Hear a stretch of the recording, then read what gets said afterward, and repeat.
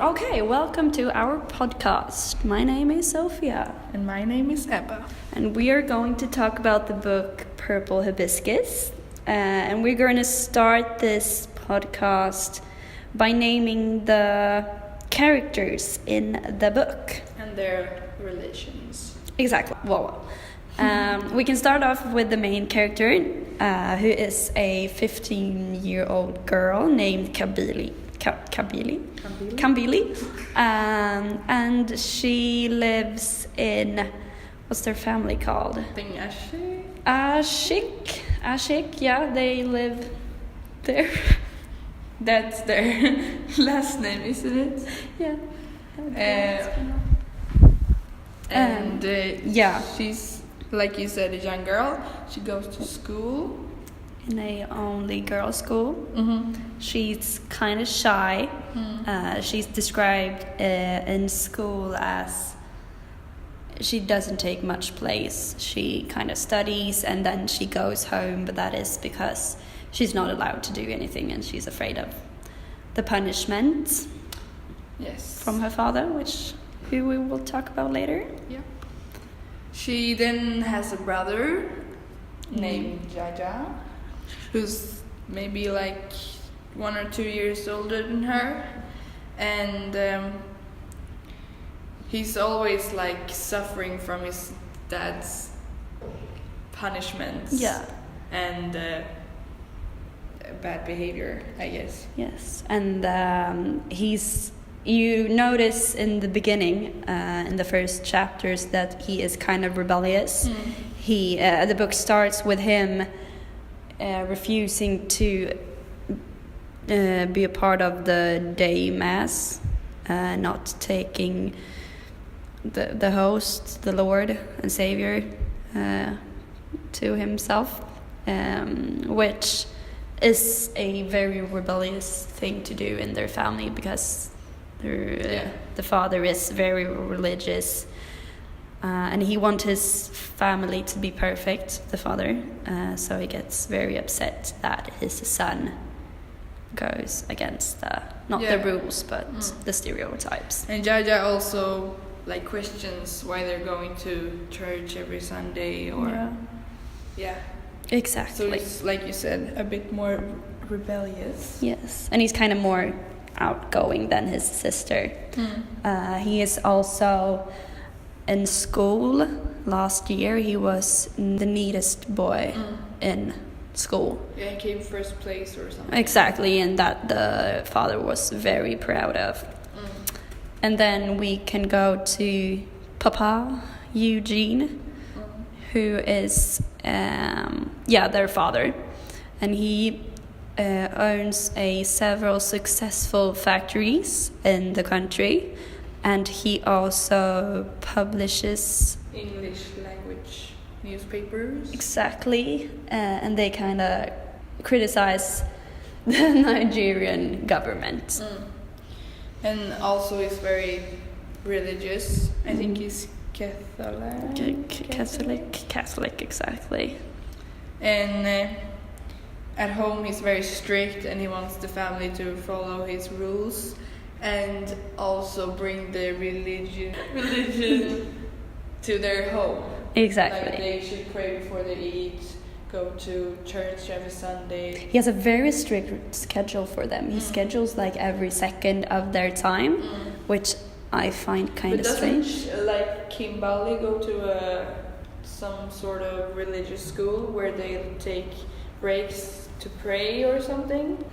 Yes, exactly. And he, as we said, he's very strict and he's almost mean. And he wants everything to be perfect. And he does this by punishing his wife and his children in order to kind of correct their behavior and to make them realize that they have to look perfect because he's kind of famous in town.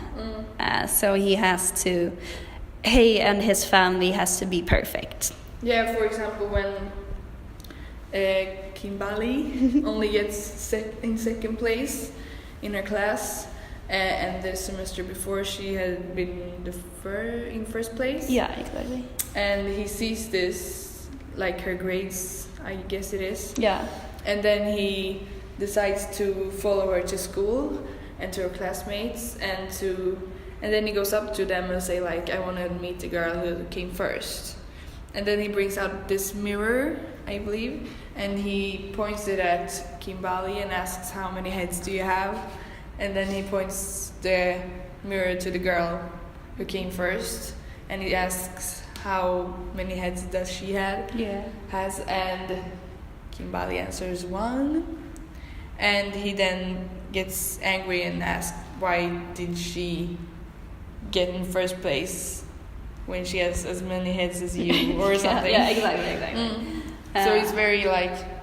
And that shows that he punished them. And also when their mother gets then a miscarriage, yes, he like beats her. And I think their family, like Jaya and Kambali, hears this. Yeah. Isn't it in their like bedroom? And exactly, Kambali hears beatings, I guess. Exactly. And that shows his both his power in the family. Because no one is like telling them no, or even... Exactly, but Jaja starts to tell him no. He becomes kind of rebellious, which I think he will become more in the book. Yeah, it's only like the first couple of letters. Exactly. Chapters. Well, okay. The mother, Mama, Beatrice. You don't get much description of her. She's kind of quiet. She does what her husband telling, but she does when she brings in Kambili's clothes from the rain. Kambili says that older people usually don't do stuff like that. It should be the servants or the kids doing that, which shows that the mother doesn't really care about those kind of laws, but she does it anyway. And that kind of shows that he has an inner strength. Yes, and also when they go to this market or like to the store to buy clothes for them for the new semester, she then, I think it says like, now it's the only time she can be free from her husband in the car, like with the kids. So I guess she wants to be more outgoing and decides for herself, but she can't because he's powerful. Exactly. And this is always also shown when she has this a group of ladies coming over, kind of religious group, and they all pray and stuff, and everything has to be perfect because her husband is so perfect. So she has to have an image showing that, or an image for him, kind of. Yeah, because like people who don't know them that well or are in their family, they like love him and thinks he's a wonderful man. Exactly. And helps the rest of the he donates a lot of money to Kambili's school and to the library and stuff. And also like that. his newspapers about like Nigerian government, which I understand people do not like that much. No, they see it like corrupt, I think. Yeah, exactly. So it's kind of a freedom champ or something. People see him as that, but if they only knew. Yeah. Then we have the servant girl. She's just one of like the background characters, Cece. She does normal servant chores, pouring up tea and stuff like that. Cooking dinner. In the first chapters, there's nothing special about her, really. No, she's just always in the background. Exactly. Like ask Cece, or you can get food from Cece. Then we have Father Benedict, who is the white British-born head of their church called Saint Agnes. Saint Agnes, exactly. where the family she goes to. Yeah, and he's very supportive of Papa. Yes.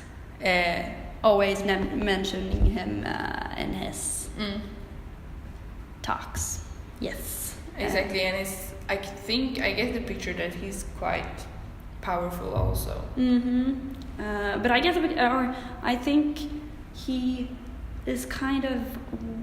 He only offers one story of the religion, or he only offers his view of the religion when he talks.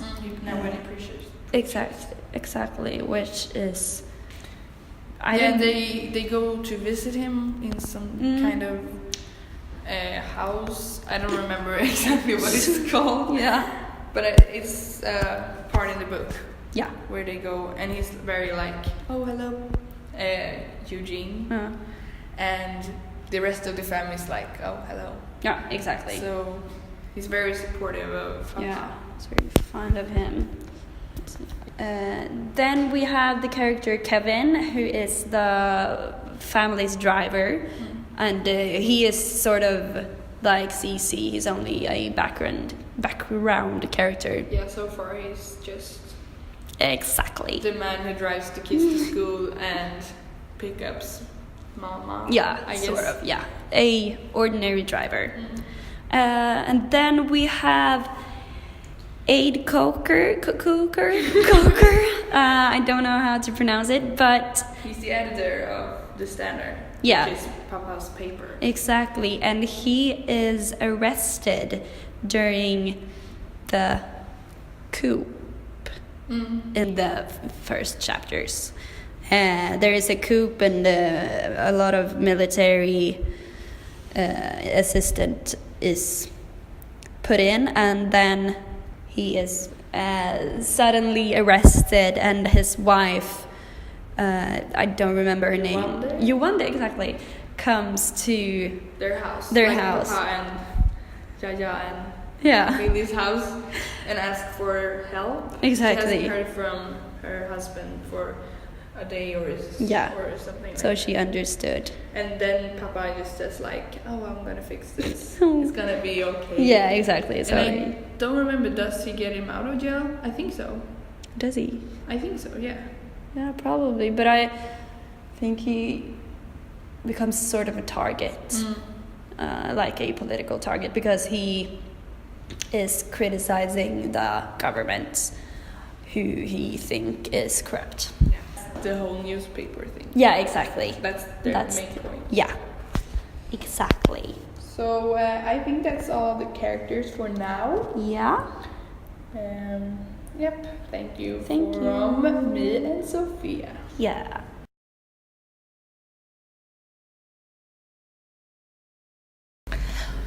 Hello and welcome to podcast number 2. We're gonna talk about the novel Purple Hibiscus and what we read so far. So a little summarize. Maybe we should say who's here. Yeah, we can say that too. It's Ebba and Evelina. So it's just us two. And a little summarize of the last pages we've read. So let's go. Yes. So in this part of the novel, the family visited. What was the town's name? Abba. And there they have like a 4-story house that they live in, and they sort of famous in the town for being rich, and they provide food for the families for Christmas. Yes. And it's also Papa's old hometown. So it's like been there since he was a child. And their grandfather, Papa Nkwa, also lives there. Papa allows Kimbili and Jaya to visit him, but only for 15 minutes each time. And this is because Papa has says that his father is ungodly and is not Christian. Yeah, exactly. And so also their aunt Ifoma If comes to visit over the Christmas, and they meet their cousins, which they haven't done that much. Almost not at all, I think. Yeah, and their aunt is very like outgoing, and she laughs a lot, and they're very much the opposite to the Kimberly's family. Yeah. And yeah, so they spend Christmas there together. So that's kind of What else happened? They went on a car trip. Yeah, to the Heathen Festival. Yes, and That's that was kind of the first time they were away from the phone, away from Papa's rules, and got to see how other families live a normal life. And they also have 3 cousins that, like I said, they haven't spent that much time with. And yeah, so they go to this Heathen Festival with also their aunts bring their papa, Nunuku, grandfather, with her. So they get to like be with him a little bit more than like just for 15 minutes. Yes. So I think that's kind of what's happened. And now we're gonna talk about the time when, like in the final pages of this reading, when the family, Camille's family, is about to go to church on a Sunday, on a mass.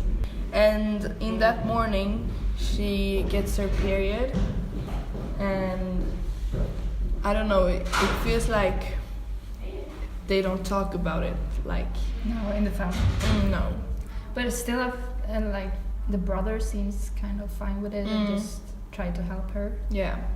Yeah, exactly. It's more like their father that's kind of ignoring it or doesn't care. Yeah. But her mother brings her medicine, and then to keep that down, she needs to eat something. And before the mass, they don't get to eat any breakfast because of some rule, like fast. Yeah, fasting. I know it's a religious rule that the papa makes them follow. But she anyway takes a bowl of cereals, and when he sees this, he gets really mad, and then he brings his belt, I guess, and slap her, and also the mother. I think all of them almost. Because the others like helped her, Jaya and their mother. Their mother. And I think that's very strange, and also a sign of his like cruelness against the family, and also that they won't say anything against him or confront him. Yeah. But I think that's just because they're afraid of anything. And that's also like a big theme in the book. Exactly. How afraid they are. And before, when they decided that she was gonna eat the cereal, they were all afraid of Papa coming, and they sort of had like a silent agreement to not say anything. not to keep this from Papa, and Jaya stood like at the door to watch him not coming in and that kind of stuff. And it really shows how all of the family members except Papa are in a group trying to survive. And that's like, I feel you've seen that before in the book, when they go for this trip with their mother to, like we talked about last time, they go to buy new clothing for school, I think, and it sounds like they're almost relieved to be away from home and not have to think about what Papa would say and exactly, that's the only time they can do almost what they want for a while. Yeah. But I think it's kind of interesting how Kimberly still defends Papa in everything. She knows that he does things wrong, but at the same time she always thinks and speaks good about him. Yeah, you get the picture. That is like something, he does something to her that makes her like him anyway, or apart from being her parents, I guess. like you have the love for your parent, but something else, like, Yeah. and maybe that's just brainwashing. Yeah, maybe it's a little bit of that. Yeah, I think like they are always in their home, just the family. They never get to spend time with their friends or like cousins, for example. So they all only have the like experience of their own family and not how other families live or what rules apply at their homes. Or And that's also the only truth they know of exactly. how they are. And I think that the religious aspect of it also makes it a lot harder, because confronting Papa would be confronting almost God, because Papa speaks what God wants in her eyes, so she can't confront him in any ways. Exactly. And I don't know if I get to feel that Shisol was also religious, or if it's just because it's or her father's. Yeah. Like, she have her own saying religion? It feels like, for instance, Papa, he prays and always puts God in his life in many ways, but for her it's almost like rituals and things she has to do each day, and she has to pray this and say this and do everything just to make Papa happy. No, just because she has to do it. Exactly, that's the feel I get. Feeling. In my reading log, I talked about a common theme is how Kim Billy is being judged almost because of the way she's brought up, and because of Papa's rules, and people, they don't understand that she acts weird or not normal. And that's because of Papa and not because of herself. And so, for instance, when Amaka, her cousin, she says that it's weird that Kimberly doesn't watch TV or listen to her stereo, and that she believes it's because she's bored of it already, because she can watch it so much, and that's because she's spoiled. Yeah. And I think a lot of people get the wrong image of Kimberly because of how strict her father is. Yeah, exactly. I get that feeling too. And also, like, I don't feel like she has a personality, or like you never heard her thoughts. She's when you read a novel, you can only see what's happening through how she describes it, but she doesn't think a lot about the things. No. She just observes things. And then maybe the only thing she actually thinks is how Papa would react or feel if he knew this and this kind of stuff. So. Yeah, so she's a very non-personality person. Yeah, non-personality. But I think like she would have much. Yeah, she of course she does have some sort of personality, like, but she doesn't get to express it. No, and I think when, or maybe that's later in the book, but she observes her cousins, and I think she sees what she could have been if she was brought up in a different way. Yeah, and she doesn't reject their way of living. She almost, I don't know what she feels about it, but she doesn't feel that they're doing anything bad, really. No. And she thinks that they're kind of free in their way of laughing and talking to each other. So. Yeah, because she describes her aunt as someone very outgoing, and she laughs a lot and like free-minded, I guess, and almost like she desires to be something like that, or would have the courage to express her feelings more than she does. So it feels like she wants more, but she doesn't know how to become more or express more because of how she's been brought up, I guess. So that's interesting in the next part of the book when they're gonna visit. Yeah. Auntie I think we're Flora. done here with the part 2 of our vlog. No, sorry. Podcast. So thank you for this time, and we'll talk soon again. Bye bye.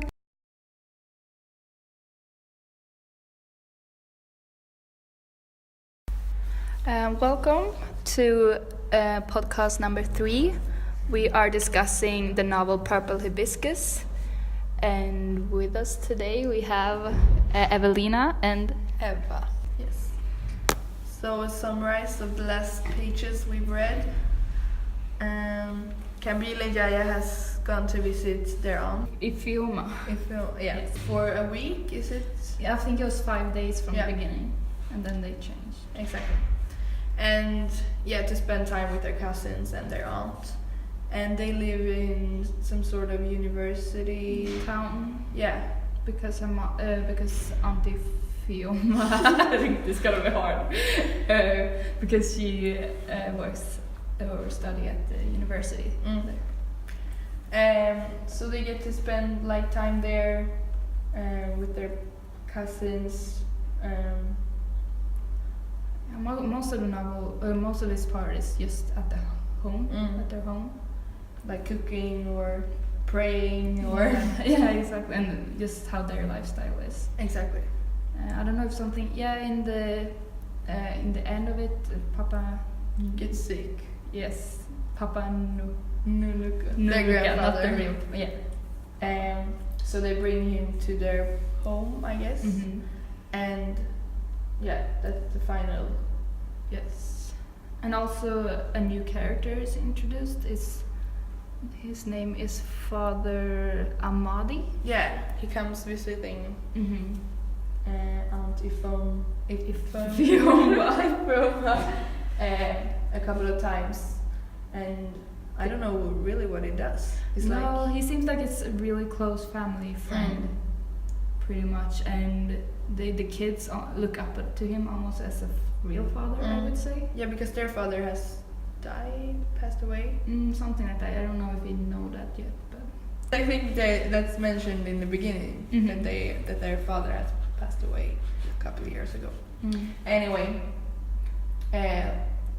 he takes care of the family, and he says that he helps them fix things that broke, and also doesn't he lend petrol to them when they're going to pick up Grandpa from his house? Yeah, exactly. So he's kind of a friend, helper. And I think that he's somehow gonna play a big part in Kimberly's, because what I feel like this novel builds up to is Kimberly also realizing that her Papa's way of living is wrong. I hope that's what's gonna happen, because that's sort of why you want to keep reading for her like struggle. So I think that he's gonna play a role in this, just because she seems to look up to him. Yeah, and she talks about how his voice is like a melody, and when he says her name, she feels like. And when he looks at her, it's almost like she's in love with him. But I don't know how old he is. But they said probably pretty old. But they said that he was a young priest. And because in the beginning he was the priest that visited their church at home when he was young, and also like the first time they met, she said that it was weird calling him father because he was so young. Yeah, you're right. So I don't know what's gonna happen. It feels like she like. Yeah, because she speaks about him like someone she would like, or and she admires him a lot. Exactly. And I think that's kind of interesting, because Papa has strongly like said that he doesn't preach in the right way and are against him, and still can really feel that she somehow likes him. And that's maybe one of the first time that she goes against what she knows her father thinks is right. So, yes. Okay. So something I found interesting is was the difference of how Jaja and Kimbili relates to the different lifestyle. And that Jaya seems to really thrive of living away from home. And he starts asking more questions and just accept the way that they're living, while Kimbili still only thinks about what Papa would think. Yeah, she's more reserved and thinks before she talks. Yeah. Or she doesn't even talk. No, she doesn't even talk over there. She just like make noises. Yeah, she fakes like she gets something in her throat so she can't answer the question. Yeah. And that's because she stutters is what she says. I don't know, it seems like she has a lot harder time than he does of living there. But at the same time, she enjoys the company and their lifestyle. And she often says when they speak about something or just laugh that she wants to join them so bad, but she just don't know how to. Exactly. Yeah, I think that's one of the main reasons she's so reserved or passive. Because it sounds to me like she wants to laugh and she wants to talk with them and argue and all that, but she doesn't know how, because she never done that before. No. She's never laughed in her home or discussed things that she could have an opinion about. No. Because it's always been her father's opinion that's... Yeah, and you're only like supposed to talk when someone asks a question, and Exactly. and maybe that's also because of she doesn't have a lot of social interaction in school either. As the kids, they find her weird or strange. Yeah, because she goes to school and then after school she almost like run away because she's gonna be picked up by Kevin. Yeah, and the Papa told her that she shouldn't make them wait. Exactly. So everything is always like because of Papa and his way of bringing her up. Yeah, and it seems like Jaya can like change his way, or he has like figured out how to live a sort of another life with them, and how to act in other situations. Whereas Cambili's more afraid of the consequences, or thinks a lot about what Papa would say. And I also found it like interesting that Jaya had told Auntie Fiona about what happened to his little finger, and that Papa had what had he done to it? I don't really know, but he broke it somehow. Yeah, somehow. And that he told Auntie Fiona about this, and Kimbili found that weird because it's that unspoken rules that they talk about all the time, that he just broke that. Yeah, he feels safe, I guess, with Aunt Fiona. And I think in the earlier pages I get the feeling that he has always been more like rebellious against his father. Yeah, but yes. Okay, so we're gonna talk a little bit about how different lifestyles they live, their cousins and their family back home, because that's one thing you really get to read about or learn, is that their families, like Kambili and Jaya's family, is very strict, and they haven't been away from their parents for like more than one day or something like that. So coming to this new town and new family is very different. And like you said, their cousin Amaka, she thinks that Kambili is like spoiled and she said abnormal. Abnormal, yeah. She says it in the house. And Jaya seems a little more confident and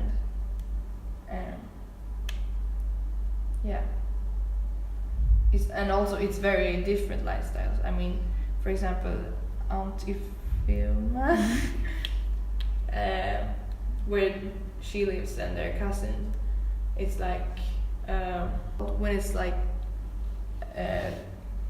small amounts of water, like you have to Like drought. Yeah, and also with petrol, they don't have that much petrol, so everything needs to be like reserved, or you have to think about what you're You have to save a lot of it. exactly. So they can't shower for that long or flush the toilet Yeah. and stuff like Kabili and Jaya is used to. That's just things they do normally. So that's probably like one of the reasons too why Kimberly has such a hard time. So it's not only the different lifestyle with the family and how socially she's supposed to interact with them, but it's also just the setting. And it's so different, and everyone's supposed to like sleep in the same rooms. Yeah. And in the ending, they get to sleep in the same room as their grandfather, which she has never slept in the same room as a man or someone ungodly, I think. They said. also that, but probably not a man either. Yeah, so it's very different, and it seems like Camilla has hard time combining with it, I guess. So that's our thoughts about the last pages we've read, and we're gonna talk in the next podcast.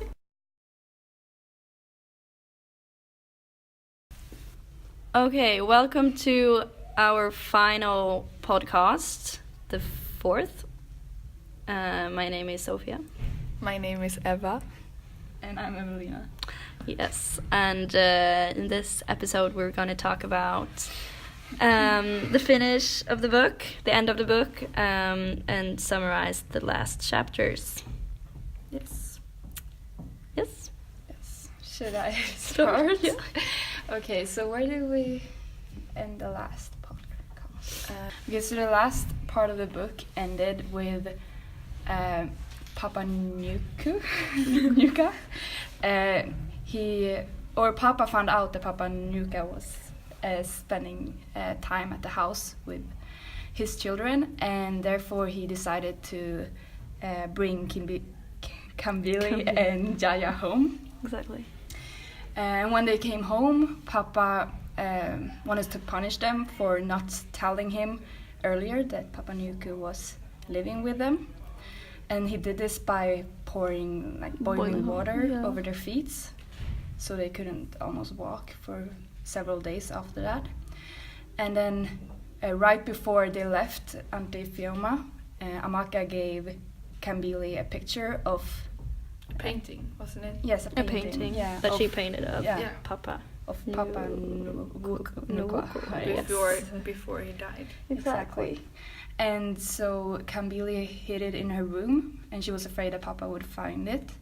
And he did. And I think Jaya and Kambili almost let him find it. Because they just were sitting with it in their hands. Looking at it, and they knew that Papa would come into the room. Exactly. And when Papa started to... did he cut it off? I think he just ripped it apart. Yeah. When he ripped it apart, Kambili freaked out and started to like hug it and to be able to feel the feelings. And then he got so angry and he told her to stop doing it. And then he started to kick her and beat her. And eventually she fainted, I guess, and woke up in the hospital with very serious damage, it sounded like. She had a broken rib. Exactly, and internal bleeding. Internal bleeding. And then Father Amadi came to the hospital, and Auntie Ifeoma to check on her. Yeah, and after that she goes back to Auntie Foma. To her place and with her cousins to stay there for a bit longer. Exactly. And Jaya comes with her, I guess. And Ifeoma wants Mama to come too, but she doesn't want to in the beginning. But after a while, she comes taking a cab, I think. Isn't it after he's been kicking her in the stomach while she was pregnant? Again, yeah. Was it 2 times? Yeah. Yeah, she was pregnant again, like 6 weeks, and she hadn't told him, and she lost the baby again. And when she, Kambili went to Auntie Fioma's house the second time, that's when she started bonding with the cousins. And I think a lot of it was because Amaka found out that she was acting strange. That was because Papa treated her bad. And Yeah, she asked, like, was it your dad who did this to you? Yeah, and she didn't answer, but she could feel it, sense it, She understood. Yeah. Exactly, and they spend some time there and do normal fun stuff, I guess. She meets up with the father Yeah, again, falls in love with him. Yeah, kind of. Pretty much. And you get this sort of feeling that he likes her too, obviously, because he comes to their house. Amadi likes her too. You can see that by the way he Talks to her. He visits them more often. A few of the students put a house on fire and some cars on fire to prove and show their message that they do not like the new leaders of the school and how they work there. Yes. So that... And also Auntie Fome's she gets in trouble because then some people will not like her work and she has to... Yeah, it's a rumor that she has give answers to exam out. Isn't it something like that? Yeah, exactly. That she sold them and therefore she can lose her job and she will probably do it. So she then... applies for a visa in America. Yeah, exactly. Where And she has some relatives. yes. she eventually gets it. Yes, and then if we fast forward. Yes. So Papa shows up at the door one day and to bring Kambili and Jaya home. And they spend a few days at home. Yeah. And Jaya, that's when the Palm Sunday thing happened. And so Jaya start like rebelling against Papa's rules. And Yeah, because he packs his things and want to go back to Auntie Felma. They just decide that they are going. Yeah. So they just pack things quickly and then Kevin drives them to their place again, and they are back again, and that's when they go on this hiking trip, the pilgrim with Father Amidi. no. Isn't it? Oh, you mean the first one? They might go on a lot of trips. Yeah. but exactly, they go there, but they just talk kind of. Nothing really happens. No. Yeah, but that's the time she thinks something's going to happen with Father Amidi. And then he kind of rejects her. Yeah. Or says that She will find someone else to love her. Yeah. Sort of. And then we fast forward a bit more, and Mama. exactly, Mama calls and it tells the family or the people there that Papa was found dead. And they get back home. They bring Kambili and Jaya home, and Tashin? Yeah. Yeah, first they thought, at least Kambili thought that her father died because of the things he wrote in the Standard newspaper, Exactly. because of a lot of the colleagues was killed in different ways because they were writing about politics. political views that was against the government. And so that's what she thought first, but then Mama just confessed to Just out of the blue. that she was the one poisoning Yeah. Papa. but then Jaja took the blame.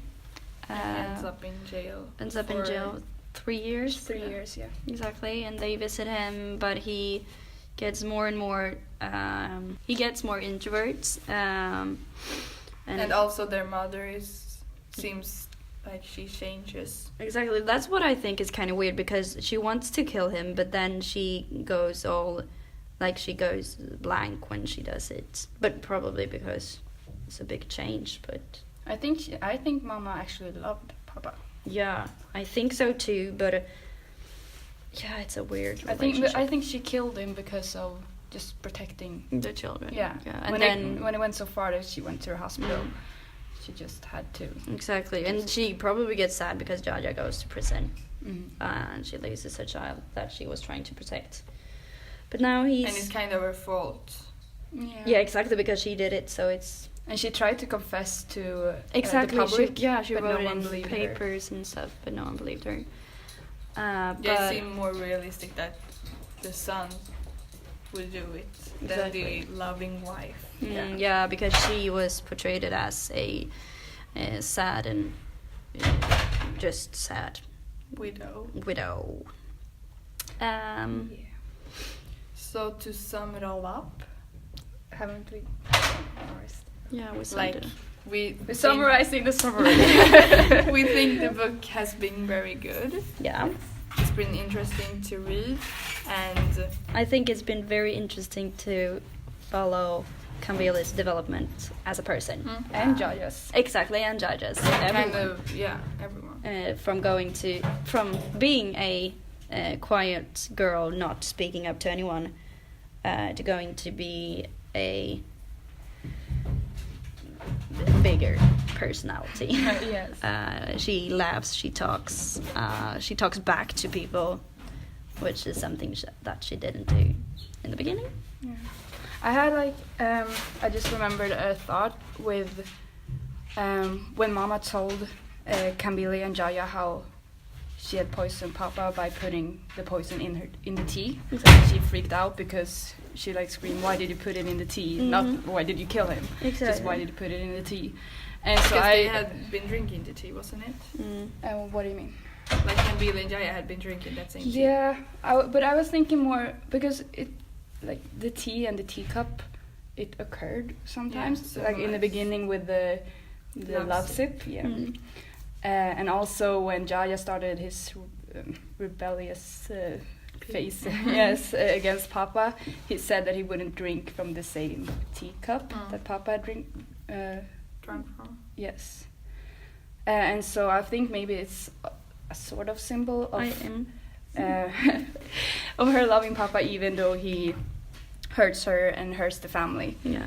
And so, but you can see that she loves him, because it's sometime when she